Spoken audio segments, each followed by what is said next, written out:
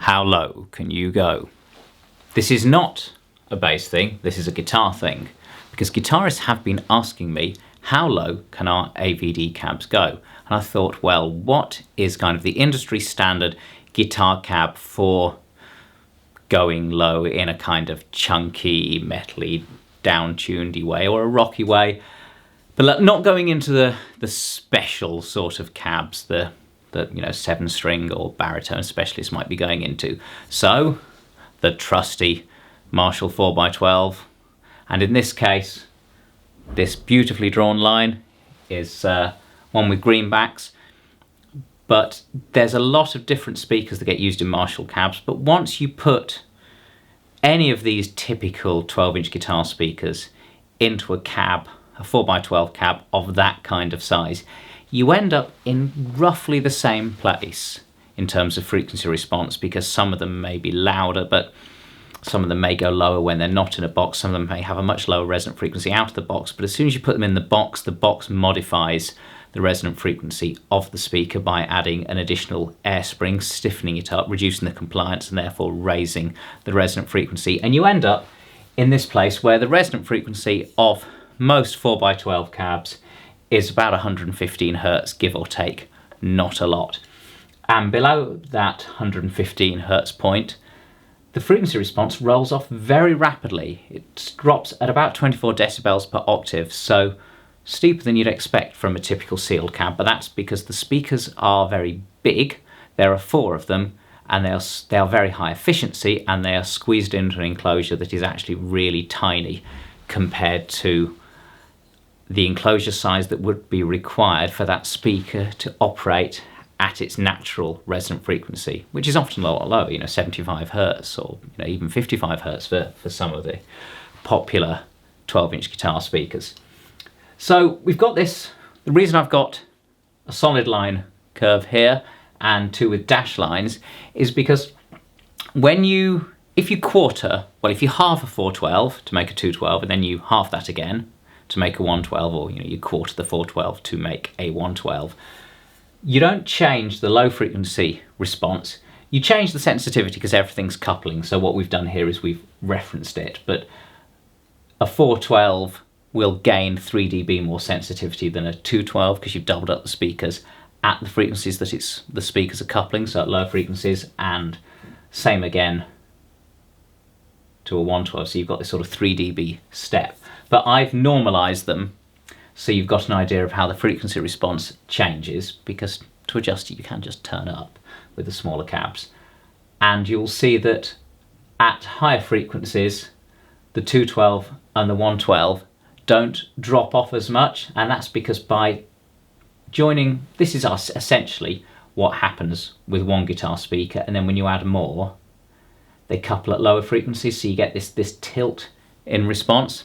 That's why bigger cabs sound fatter and bigger and chunkier, because they are getting louder, but they're also getting this mutual acoustic coupling at lower frequencies, so that it's sort of fattening up the tone.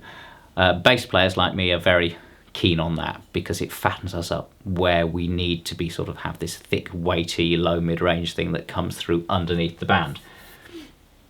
So your 412 cabs are rolling off pretty drastically at these lower frequencies. To give you an idea of what these frequencies mean in the real world, 115 Hertz here, if we go to about halfway between these 2 points, we've got, well, actually it's not halfway, it's a bit closer to this one, 82 Hertz is open E on a guitar, so low E, yeah? That's a low note. A baritone vocalist is considered to sing down to the A above that, so that's 110 Hertz. So this is, my voice bottoms out somewhere around here. A bass vocalist can just about get down to where the bottom string of a normally standard tuned guitar is. Low D, if you drop D'ing, is around 70 Hertz, just 70 something, low 70s, and B is 62 if you 5-stringing or baritone tuning, that sort of thing. So you can see at these frequencies, these lower frequencies, the guitar cab has not got a lot of output. It's dropped off a lot, 24 decibels down by 60 Hertz, so we're down a lot. Just to remind you, or tell you if you haven't seen that video I did yesterday. A 10 decibel change in output is a tenfold difference in sound power, and it sounds like a halving or doubling of loudness. So if you go up 10 dB, it takes 10 times as much power to get there, but it only sounds twice as loud. If you go down 10 dB, if the sensitivity was the same, it would take 1/10 the power to get there. But actually in this case, we dropped down about 10 dB here. It's taking just as much power because the sensitivity of our speaker has dropped off. It sounds half as loud, sounds half as loud again there, sounds half as loud again there. So you can see the loudness in these low frequencies is dropping off rapidly. So you may say to me, why is it that when I play an open E on a guitar that it sounds as full as the other notes? Say, you know, this is open E here, open A is about here, yeah?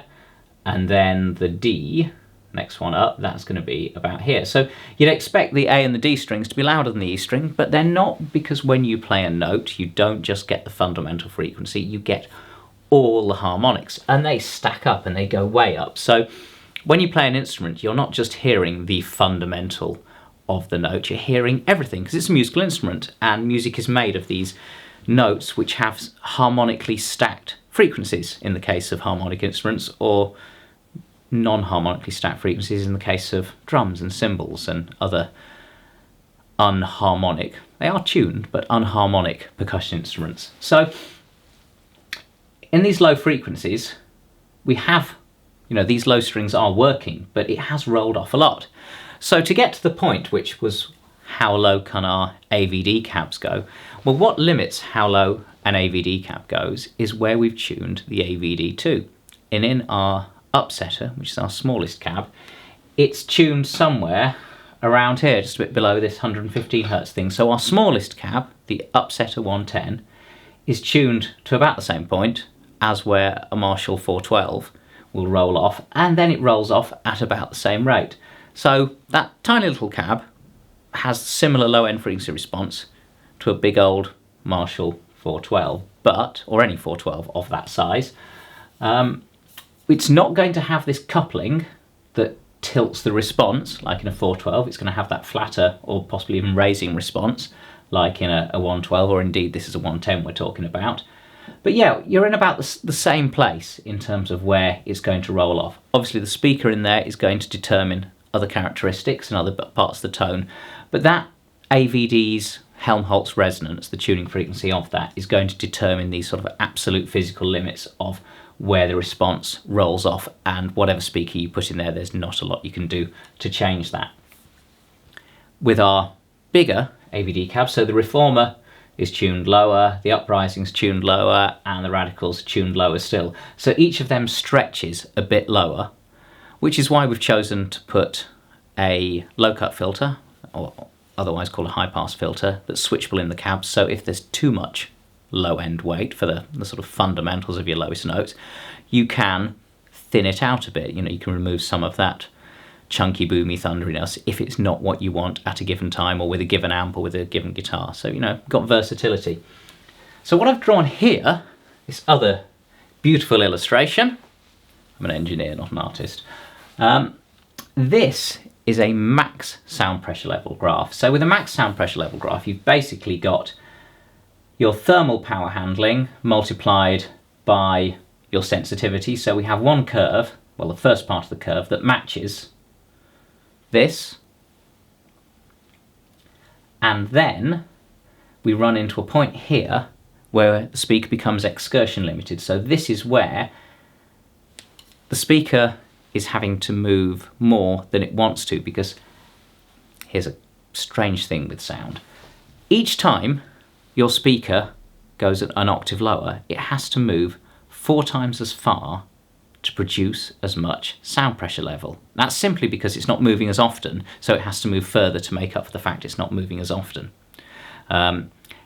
If you think of it like cars, up here is like being at high revs, so we need lots of revs and you don't need a lot of torque to get things to go. Down here we're operating at low revs, and therefore we need a lot of torque to make as much power at those low revs. And the problem with speaker cabinets versus car engines is that we don't have a gearbox. So with a car engine or a bicycle, you have a gearbox, so you can make up for the lack of sort of, basically you're adjusting these power versus torque curves, revs per minute, torque and power to get where you want. You can't do that with the speaker, so you simply have to push further on each stroke to produce as much output. So what happens is your sealed cab, the output reaches a point where the speaker can't move far enough, and therefore the max output rapidly drops away. It really goes off a cliff, and then it flattens out down here where the pressure inside the box pushes back. But to be honest, once you're down here, this is not much use. You cannot do a lot with this output down here. It's this bit here is useful, but once you're down here, yeah, it's not going to do much. Whatever you do with EQ and turning things up, you'll just, or you could solve it with a big enough pile of speakers, but not that many people want to take a big pile of speakers with them nowadays, when you might as well let the PA help out.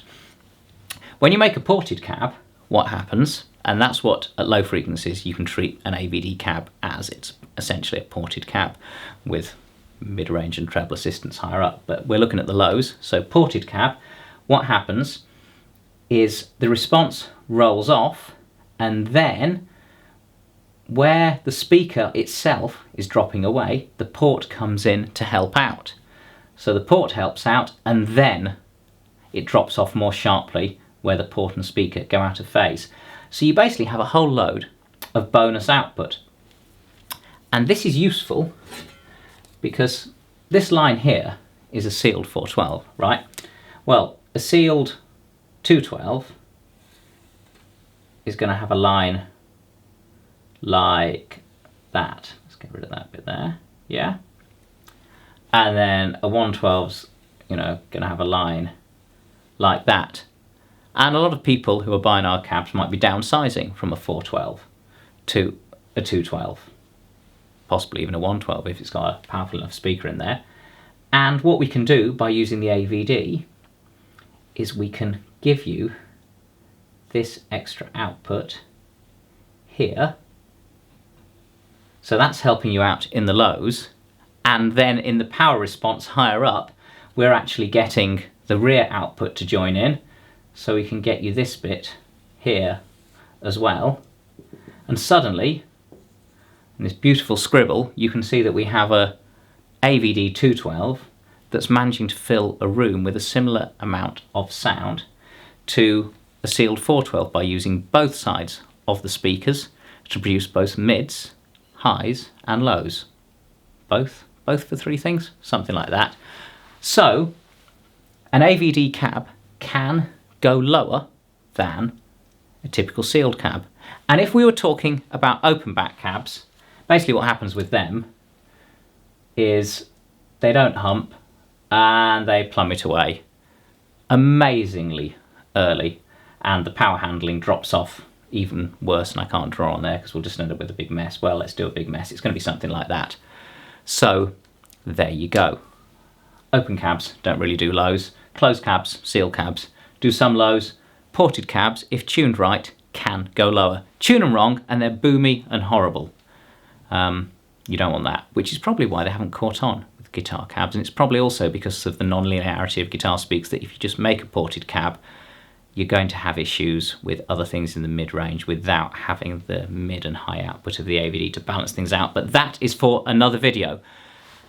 That was quite complicated.